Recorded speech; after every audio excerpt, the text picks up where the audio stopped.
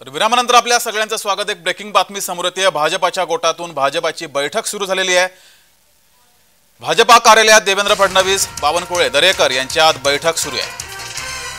6वी-7वी फेरी सुरू आहे आणि निकालासंदर्भातील प्राथमिक चर्चा या बैठकीत सुरू आहे अशी माहिती समोर येते आहे। तर या घडीची एक मोठी बातमी समोर येते आहे। भाजपा कार्यालयात देवेंद्र फडणवीस, बावनकुळे, दरेकर यांच्यात बैठक सुरू आहे आणि निकालासंदर्भातील प्राथमिक चर्चा या बैठकीत सुरू असल्याची माहिती समोर येते आहे। सध्या महाराष्ट्रातील निकालासंदर्भातील 6 ते 7 फेऱ्या पूर्ण झालेल्या आहेत आणि या फेऱ्यांती महाराष्ट्रामध्ये महायुतीचे 20 उमेदवार हे आघाडीवरती आहेत, तर मवियाचे 27 उमेदवार आघाडीवरती आहेत। भाजपाचे 12, शिवसेना 7, राष्ट्रवादी 1, तर तिकडे मवियाचे एकूण बघायला गेलं तर काँग्रेस 11, शिवसेना उद्धव बाळासाहेब ठाकरे 9 आणि राष्ट्रवादीचे 7 उमेदवार। आणि याच संदर्भात याच निकालासंदर्भातली प्राथमिक चर्चा भाजपा कार्यालयात सुरू आहे। देवेंद्र फडणवीस, चंद्रशेखर बावनकुळे आणि प्रवीण दरेकर यांच्यात ही बैठक सुरू आहे आणि निकालासंदर्भातील प्राथमिक चर्चा या बैठकीत सुरू असल्याचं दिसतंय।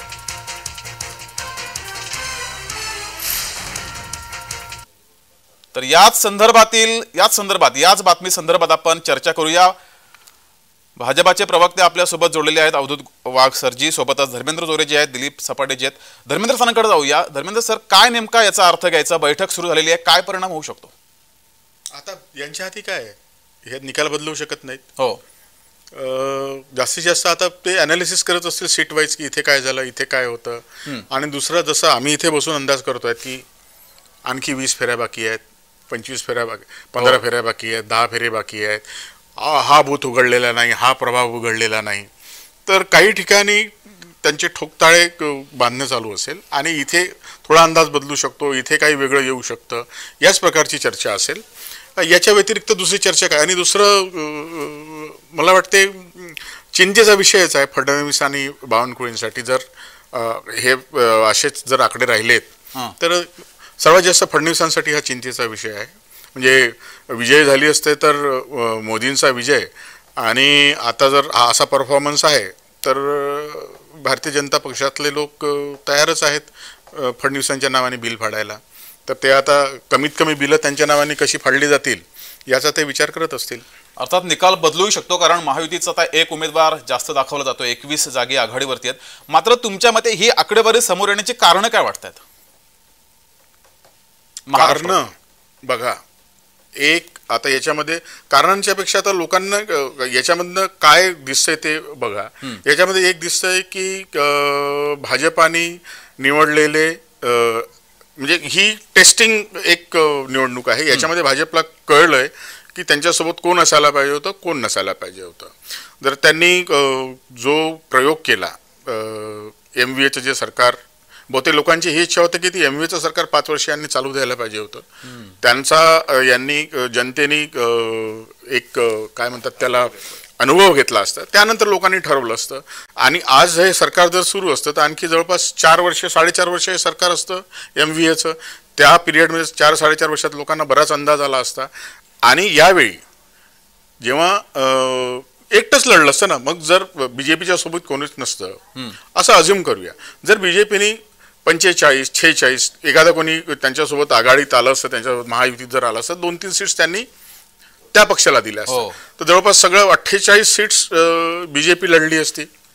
बरोबर आहे? बरोबर। स्ट्राईक म्हणजे जर शिंदे तिकडेच असते, अजित पवारही तिकडेच असते, महायुतीचं 4.5 वर्षाचं सरकार असतं, BJP 1 वर्सेस MVA असा तो एक सामना झाला असता, आणि त्यात बहुतेक मला वाटतं याच्यापेक्षा जास्त BJPच्या सीट्स निघाल्या असत्या। कारण स्ट्राईक रेटचा विचार केला आपण तर भाजपला अजित पवार आणि एकनाथ शिंदे सोबत घेऊन हवा तितका फायदा होता। स्ट्राईक रेट कसा काढते तुम्ही? उदाहरणार्थ आता राष्ट्रपतीने 10 जागा लढवलेल्या आहेत, 60 जागांवर आघाडीवरती आहेत, त्या संदर्भात नाही, यांचा सरळ 50%चा ड्रॉप आहे ना। तुम्ही जर भाजपच्या 13 पकडल्या, 13च येतील की 13पेक्षा कमी होतील, जास्त होतील, हार्डली। म्हणजे जर 25 पैकी किती लढले ते 28 लढले, 27 लढले, 27 पैकी जर 13 येत आहेत म्हणजे स्ट्राईक रेट खूप कमी आहे। जो एकटे लढले असते तर फायद्यामध्ये झाला असता असं आपलं म्हणणं आहे। एकटे लढले असते तर फायदा झाला असता। अवधूत वाघ सर, जर त्याच्या बोलण्याला काही अर्थ नाहीये. भारतीय जनता पक्ष या लोकसभेच्या निवडणुकीमध्ये शिवसेना आणि राष्ट्रवादी काँग्रेस पक्ष यांना एकत्र घेऊन लढलेली आहे आणि याच्या पुढेही भारतीय जनता पक्ष, शिवसेना आणि राष्ट्रवादी काँग्रेस पक्ष यांना एकत्रित तिघं मिळून आणि मित्र पक्षांचं विधानसभेला सामोरे जाऊ. शेवटी प्रत्येक वेळी प्रत्येक निवडणुकीमध्ये लोक वेगवेगळ्या पद्धतीने विचार करतात आणि म्हणूनच राजस्थानमध्ये कधीतरी विधानसभेला काँग्रेस निवडून येतं आणि लोकसभेला सर्वच्या सर्व जागा आम्हाला मिळतात. कर्नाटकामध्ये असं होतं, दिल्लीमध्ये असं होतं. त्यामुळे विधानसभेचे निकाल आणि लोकसभेचे निकाल प्रत्येक वेळी वेगवेगळ्या पद्धतीने लागलेले आहेत. जरी आजच्या घडीला जरी दिसत असेल, माझा विश्वास नाही आहे, मला माहिती आहे की महायुती महाआघाडीपेक्षा पुढे जाईल महाराष्ट्रात, तरी जर उलटे निकाल लागले तरी येणाऱ्या विधानसभेमध्ये भारतीय जनता पक्ष, शिवसेना आणि राष्ट्रवादी यांचीच महायुती सत्तेवर येईल, याच्याबद्दल माझ्या मनात काही शंका नाही. जी, तर भाजपा कार्यालयात बैठक सुरू आहे, त्या संदर्भातील अपडेट आपल्या प्रतिनिधीकडून आपल्याला घ्यायचं आहे. प्रज्ञा माझे सहकारी माझ्यासोबत जोडले. प्रज्ञा. जी, खरं तर भाजपची बैठक सुरू आहे आणि या संदर्भात तपशील देण्यासाठी, माहिती देण्यासाठी आमचे प्रतिनिधी मनोज दयाळकर हे लाईव्हद्वारे जोडले गेलेले आहेत. मनोज, काय चाललंय सध्या? अजूनही निवडणुकांचा निकाल येणं बाकी आहे, अपेक्षित असा निकाल येणं बाकी आहे आणि तत्पूर्वीच भाजपाची बैठक सुरू आहे, फडणवीस आणि बावनकुळेंची बैठक सुरू आहे. यामागचं कारण? नक्कीच प्रज्ञा, आपण पाहिलं तर मतमोजणी सुरू आहे आणि आपण पाहिलं तर आता 1 वाजत आहे आणि तरी पण आपण पाहिलं तर मतमोजणी सुरू आणि संपूर्ण मतमोजणी 5 वाजता संपन्न होणार आहे आणि आपण पाहिलं तर त्यानंतर निकाल हा स्पष्ट होणार आहे. पण या आपण पाहिलं तर सर्वांचा जो कल होता तो भाजप पक्षाकडे होता, पण त्याचा उलट कल आता झालेला आहे. म्हणजेच आपण पाहिलं तर महायुती ही कमी 18 जागांवरती, म्हणजे महाराष्ट्रामध्ये पाहिलं तर 48 जागांपैकी 18 जागांवरती महायुती आहे, तर महाविकास आघाडी आपण पाहिलं तर 28 जागांवरती आहे आणि आपण पाहिलं तर यासाठी भाजप पक्षाकडून बैठक बोलवण्यात आलेली आहे. आपण चंद्रशेखर बावनकुळे भाजप प्रदेशाध्यक्ष हे देवेंद्र फडणवीस यांच्या निवासस्थानी सागर या ठिकाणी पोहोचलेले आहेत आणि या दोघांमध्ये ही बैठक सुरू आणि आपण पाहिलं तर कशा प्रकारे जो फटका आता भाजप पक्षाला बसलेला आहे, महायुतीला बसलेला आहे, त्या संदर्भात या बैठकीमध्ये चर्चा केली जात आहे. आणि आपण पाहिलं तर ज्या प्रकारे मोठ्या प्रमाणामध्ये भाजप पक्षाकडून आणि महायुतीकडून प्रचार करण्यात आलेले होते, पण त्याचा कल असा दिसलेला नाही आहे, कारण की सर्व कल हा महाविकास आघाडीतर्फे दिसलेला आहे. कारण की महाविकास आघाडीच्या आता आपण मिळत तर 27 ते 28 जागा ह्या झालेल्या आहेत महाराष्ट्रामध्ये आणि आपण मिळत तर महायुतीच्या जागा कमी झालेल्या, त्यावरती ही बैठक सुरू आणि या बैठकीमध्ये चर्चा ही सुरू आहे. जी, धन्यवाद मनोज दयाळकर तुम्ही दिलेल्या माहितीसाठी. आणि या चर्चेत आपल्यासोबत नवीन पाहुणे जोडले गेलेले आहेत. राशक प्रवक्त्या सुरेना राणे मल्होत्रा या जोडल्या गेलेल्या आहेत. खरं तर निकाल येणं बाकी आहे, मात्र भाजपाच्या गोटात आता हालचाली सुरू झाल्यात. नमस्ते. आता सध्या निकालाचं चित्र स्पष्ट होत आहे. 5 वाजेपर्यंत निकाल लागेलच, मात्र भाजपाची बैठक सुरू झालेली आहे. बावनकुळे आणि फडणवीस भेटलेले आहेत. काय नेमकी चर्चा होत असेल? कारण जसं अपेक्षित यश होतं तसं मिळालेलं दिसत नाहीये. खरंच, सर्टनली जसं यश त्यांना जे अपेक्षित होतं, त्यांनी जो नारा लावला होता की 400 पार हे जे लोकांना म्हणजे काय हिप्नोटाईज करण्याचा जो प्रयत्न होता तो सबशेल फोल गेलेला आहे, हे दिसतच आहे. आणि सबशेल फोल गेलेला आहे आणि असं दिसतंय की आता सगळेजण म्हणजे हादरलेले आहेत त्या पक्षामध्ये. आता म्हणजे त्यांना अपेक्षित नव्हतं की एवढे बाकीचे जण महाराष्ट्रामध्ये असा चांगला परफॉर्मन्स दिसेल. इवन जगभरामध्ये पण असंही चांगला परफॉर्मन्स आता दिसतोय.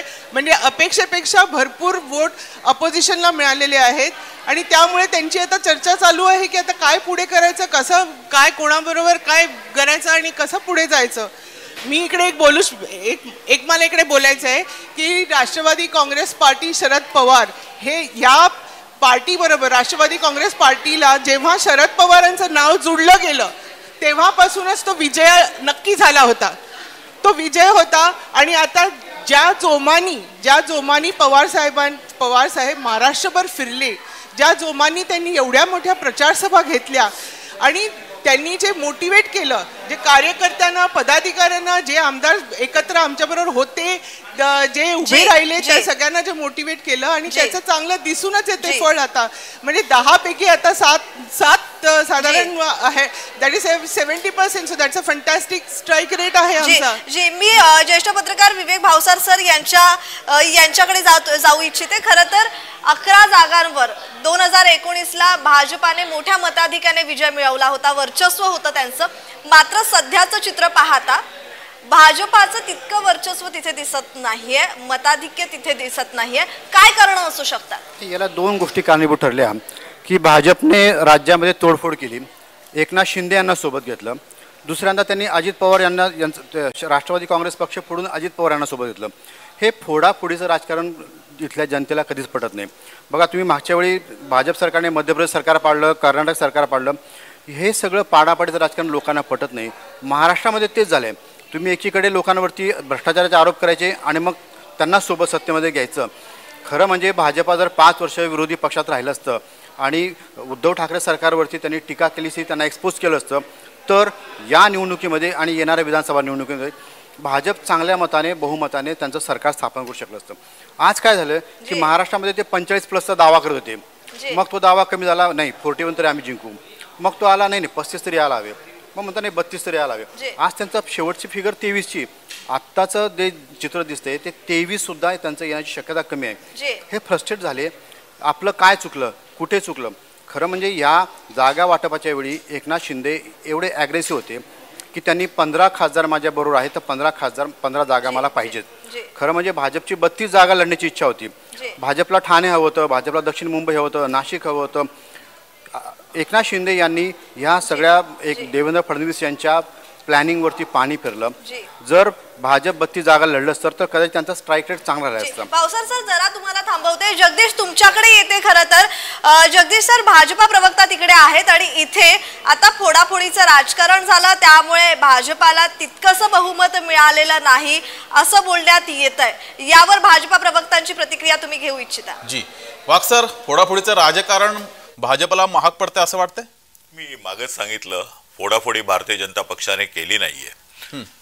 ज्यावेळी शिंदे साहेबांना वाटलं की उद्धव ठाकरेंनी घेतलेला जो निर्णय आहे काँग्रेसबरोबर जाण्याचा किंवा राष्ट्रवादी काँग्रेसबरोबर जाण्याचा निर्णय आहे तो योग्य नाहीये, त्यामुळे ते एकटे नाही 40 आमदार घेऊन आले, 11 खासदार घेऊन आले. त्यामुळे हा त्या पक्षाचा सामूहिक निर्णय होता. सर माफ करा, अवघ्या थोड्या सेकंदासाठी थांबवते. ब्रेकिंग बातमी समोर येते.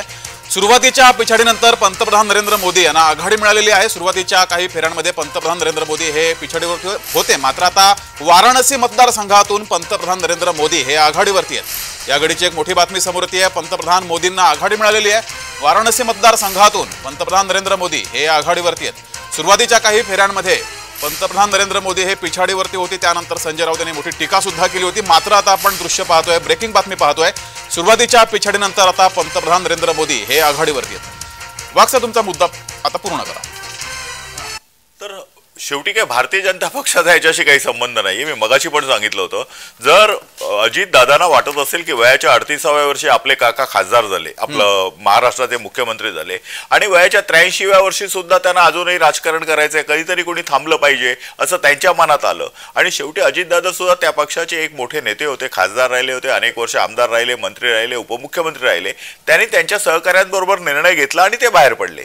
आता ज्यावेळी ते बाहेर पडले त्यावेळी त्याने आमच्या पक्षामध्ये आले का? नाही. ते भारतीय जनता पक्षामध्ये आले का? नाही. त्यांनी त्यांचे स्वतंत्र पक्ष आहेत आणि या स्वतंत्र पक्षाबरोबर भारतीय जनता पक्ष एकत्र येऊन जर सरकार स्थापन केलं असेल तर त्यात चूक काय? आम्ही कुठे फोडायला गेलो? आणि बघा, कोण कोणाला फोडायला जात नाही. असं काही आहे की अजितदादा किंवा शिंदे साहेब हे काही काल राजकारणात आणलेली लोक नाही आहेत, मुरलेली लोक आहेत. विरोधी पक्ष नेता असो किंवा मंत्री असो, अनेक वर्ष आमदार खासदार राहिलेली लोक, एक आणि दोन नाही, 40 आमदार ज्यावेळी येतात विचारपूर्वक येतात. त्यांनी विचारपूर्वक घेतलेला निर्णय आहे. याच्यामध्ये भारतीय जनता पक्षाचा काय संबंध आहे? तुम्ही आम्हाला कशाला बळीचा बकरा बनवता? भारतीय जनता पक्ष फोडाफोडीचं राजकारण करत नाहीये. फोडाफोडीचं राजकारणाची जर सुरुवात केली असेल तर ती शरद पवारांनी केली आहे. 1978 साली काँग्रेसमधनं बाहेर पडून त्यांनी पुलोद स्थापन केलं, इतर पक्षाची मदत घेऊन त्यांनी पुलोद स्थापन केलं. 1999 साली त्यांनी काँग्रेस फोडली. 1986 साली त्यांनी स्वतःचाच पक्ष समाजवादी काँग्रेस फोडला आणि समाजवादी काँग्रेस पक्षातनं बाहेर पडून ते काँग्रेसमध्ये गेले.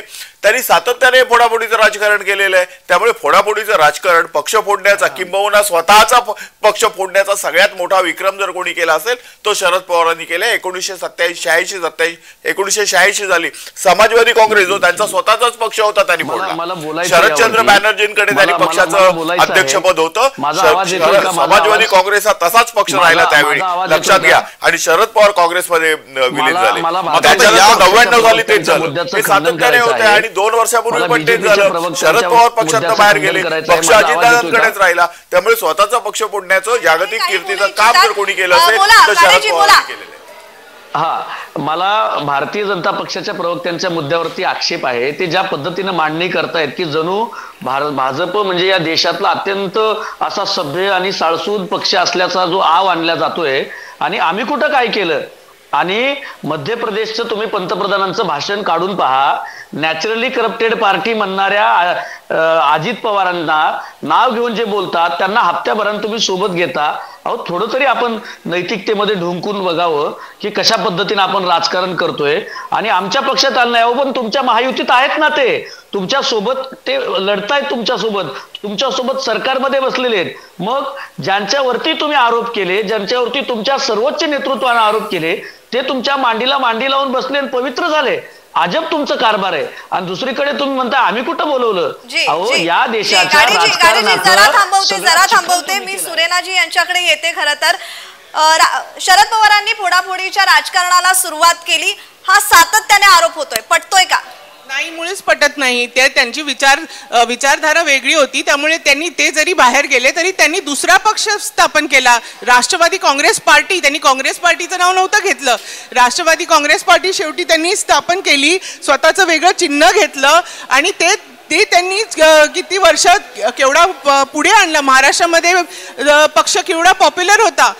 पण अजितदादांनी सगळे आमदार, जास्तीत जास्त आमदार वगैरे घेऊन गेले. एवढी सगळे मनुष्यबळ घेऊन गेल्यानंतर त्यांनी स्वतःचा पक्ष का नाही स्थापन केला? स्वतःच्या पण हे मान्य करावं लागेल. खरं तर ज्या शरद पवारांच्या विश्वासू होत्या सोनिया दुहान, त्यांनी आता रिसेंटली पक्ष सोडला आणि त्यांनी थेट आरोप केलाय सुप्रिया सुळेंवर. त्यांचं नेतृत्व हे पटण्यासारखं नाहीये. आता तुम्ही बघताय जे आता रिझल्ट्स येत आहेत त्यावरून तुम्हाला दिसते की सुप्रिया सुळे किती लीड मध्ये आहेत. त्यावरूनच तुम्हाला जो काही अर्थ काढायचा तो काढू शकता तुम्ही. सुप्रिया सुळे आमच्या मेन नेत्या आहेत. आम्ही त्यांच्याकडे खूप आदराने बघतो आणि अतिशय चांगलं नेतृत्व आहे.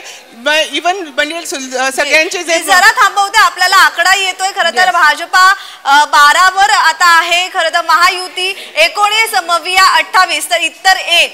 तर महायुती ही सध्या खरं तर अजून आघाडी घेतलेली नाहीये, मवियाने आघाडी घेतलेली आहे. आताचं चित्र थोडं स्पष्ट होताना दिसतंय महाराष्ट्राचं.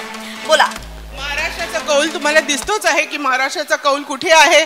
महाराष्ट्राने खूप सहन केलं आहे. गेल्या काही वर्षामध्ये महाराष्ट्राने अतिशय सहन केलेलं आहे आणि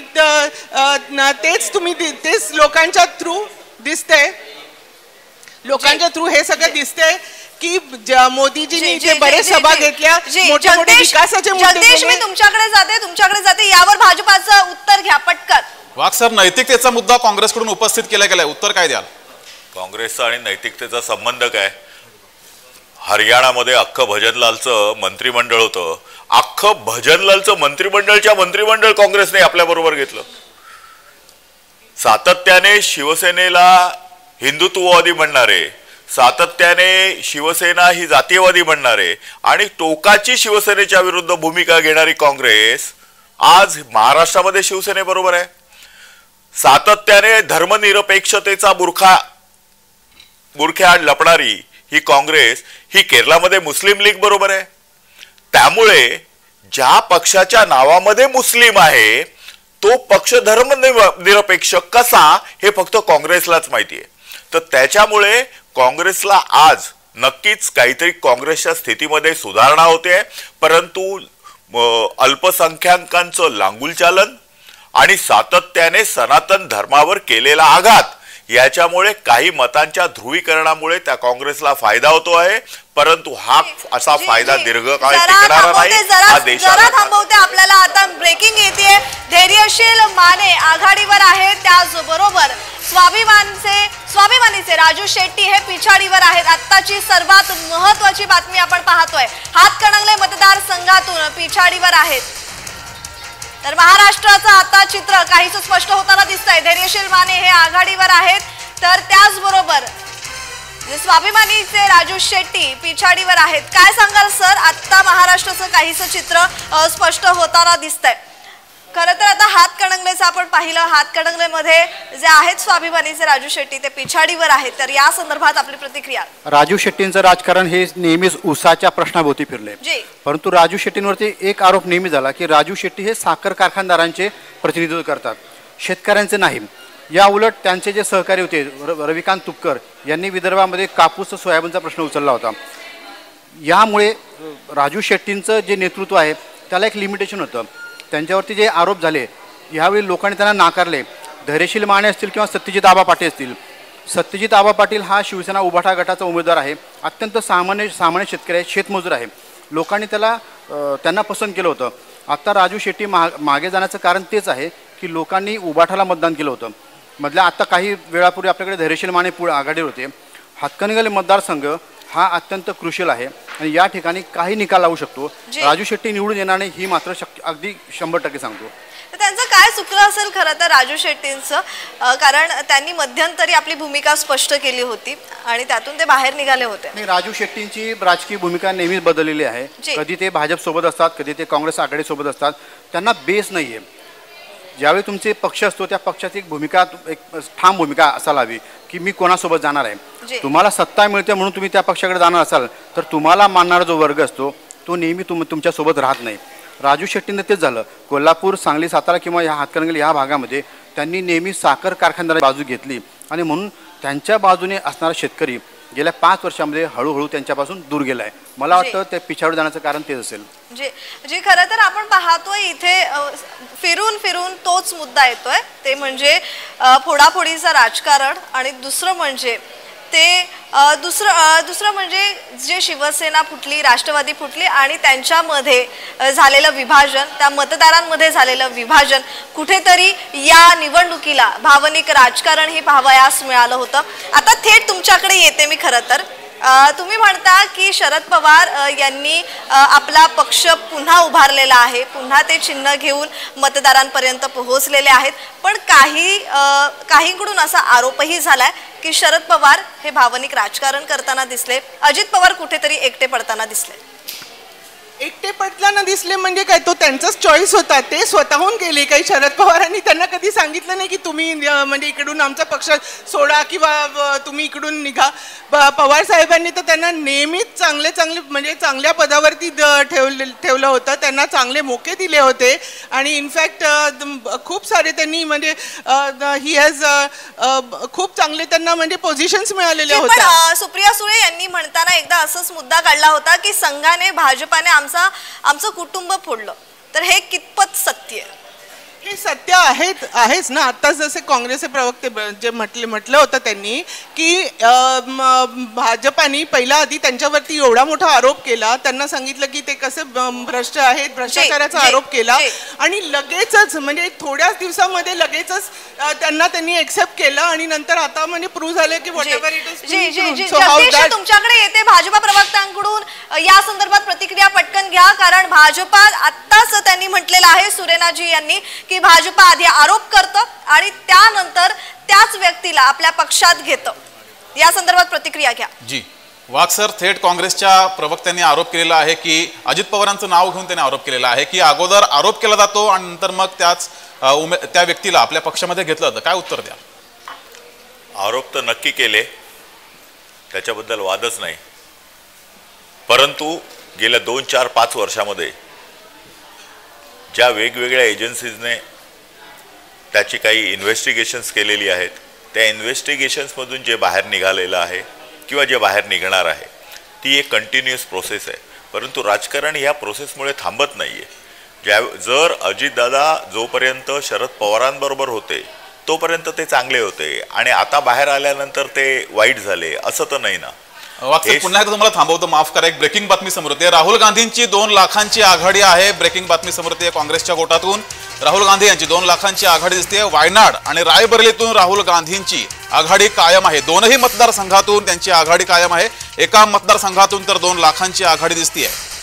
ही एक ब्रेकिंग बातमी समोर येते. वायनाड आणि रायबरेलीतून राहुल गांधींची आघाडी कायम आहे. 2019 मध्ये ते 2 मतदारसंघातून लढले होते. एका मतदारसंघात त्यांचा पराभव झाला होता. मात्र आता दोनही मतदारसंघातून राहुल गांधींची आघाडी कायम आहे आणि 2 लाखांची आघाडी आहे. विशेष अधिक या संदर्भातील चर्चा करूया. आपल्यासोबत प्रतिनिधी सहकारी प्रज्ञा जुळलेले. प्रज्ञा जी, खरं तर जगदीश, मोदींकडून वारंवार असा आरोप केला जात होता, असं भविष्यवाणी केली जात होती की राहुल गांधी हे पळ काढतील. यावर काँग्रेस प्रवक्ता बालाजी गाडे यांची प्रतिक्रिया मी त्यांना देऊ इच्छिते की प्रतिक्रिया द्या पटकन, कारण वारंवार पंतप्रधान नरेंद्र मोदी यांच्याकडून राहुल गांधी यांच्यावर आरोप केले जात होते, काँग्रेसवर आरोप केले जात होते की जर काँग्रेस सत्तेत आली तर 5 वर्षात 5 पंतप्रधान बनतील. तर या संदर्भात आपली प्रतिक्रिया. नाही, हे बघा की पंतप्रधान नरेंद्र मोदी असतील किंवा भारतीय जनता पक्षाची सर्वच मंडळी असतील, आरोप करणे, दिशाभूल करणे आणि खोटं बोलणे हे सातत्यानं चालतं आणि मी त्याच्यावरती ठाम आहे आणि याचे अनेक पुरावे मी देऊ शकतो. राहुल गांधी आणि काँग्रेस पक्ष हा पळ काढणारा नाही तर लढणारा पक्ष आहे. देशाच्या स्वातंत्र्य लढ्यापासून आम्ही लढलो आणि RSS आणि BJP वाल्यांनी पळ काढलेला आहे. आम्ही लढणारे आहोत आणि BJP पळ काढणारी आहे. आम्ही दिशा दाखवणारे आहोत, भाजप दिशा भूल करणारी आहे. हा सरळ सरळ स्पष्ट वैचारिक फरक आहे आमच्यातला आणि भारतीय जनता पक्षातला. जगदीश, तुमच्याकडे पटकन येते यावर भाजपा प्रवक्त्यांची. ठीक आहे, घेतो प्रतिक्रिया. मात्र आणखीन एक ब्रेकिंग बातमी समोर येते. राजन विचारे हे पिछाडीवर आहेत. ठाण्यामधून ही ब्रेकिंग बातमी समोर येते. ठाण्यामध्ये शिवसेना उमेदवार नरेश म्हस्के हे आघाडीवरती आहेत आणि राजन विचारे मात्र पिछाडीवर असल्याची ही ब्रेकिंग बातमी समोर येते. तर ठाण्यामधून ही ब्रेकिंग बातमी समोर येते. नरेश म्हस्के हे आघाडीवरती आहेत, राजन विचारे पिछाडीवरती आहेत. वाघ सर, मागासचा एक मुद्दा तुमचा अपूर्ण राहिला होता, तुम्हाला ते मुद्द्यामध्ये पूर्ण करा. बघा, आताही 50% हेच मतदान मोजणी पूर्ण झालेली आहे आणि हे जे निकाल जे आहेत ते 50%वर आहेत. जर आपण पाहिलं तर कित्येक ठिकाणी अगदी निकराची लढाई आहे.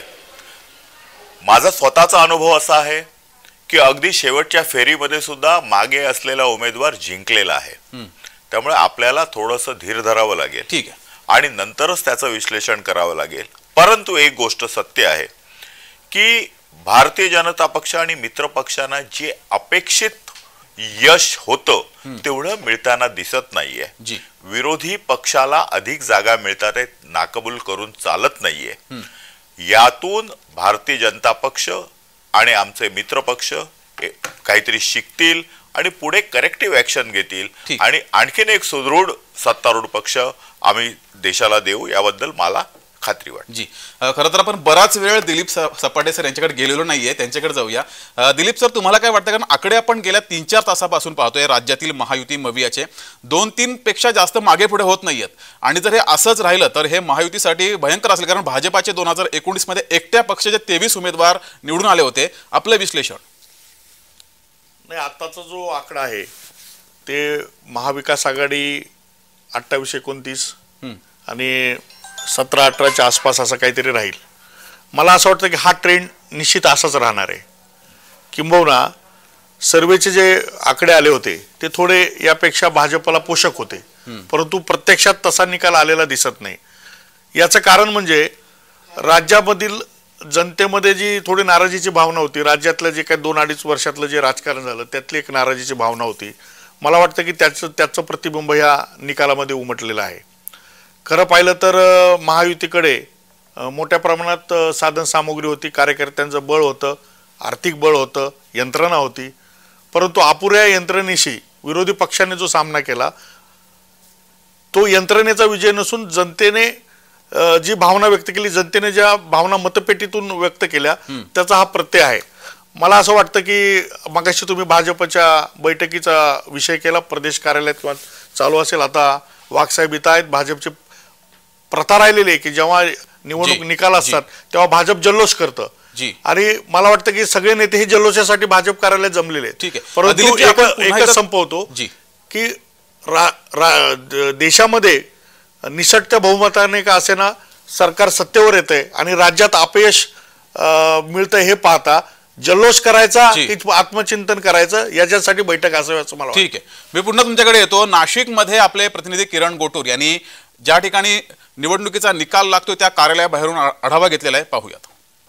आज नाशिक आणि दिंडोरी लोकसभा मतदारसंघामध्ये सुद्धा मतमोजणीची प्रक्रिया पार पडणार आहे. नाशिकच्या याच अंबड वेअर हाऊस मध्ये ही संपूर्ण प्रक्रिया पार पडत आहे आणि त्याची तयारी सुद्धा आता पूर्ण झालेली आहे. अत्यंत मोठा बंदोबस्त या संपूर्ण परिसरामध्ये आहे आणि या परिसराच्या आसपासमध्ये सगळ्या नागरिकांना सुद्धा बंदी घालण्यात आलेली आहे. कायदा सुव्यवस्थेचा प्रश्न निर्माण होऊ नये, खरं तर यासाठी पोलिसांनी ही खबरदारी घेतलेली आहे. नाशिक आणि दिंडोरी या दोन्ही लोकसभा मतदारसंघामध्ये अत्यंत अटीतटीची लढाई झालेली होती. नाशिकचा जर आपण विचार केला तर नाशिकमध्ये तिरंगी लढत झालेली आहे. महायुती महाविकास आघाडी आणि त्याच पद्धतीने अपक्ष उमेदवार शांतिगिरी महाराजांनी सुद्धा एक मोठी ताकद या मतदारसंघामध्ये लावलेली होती.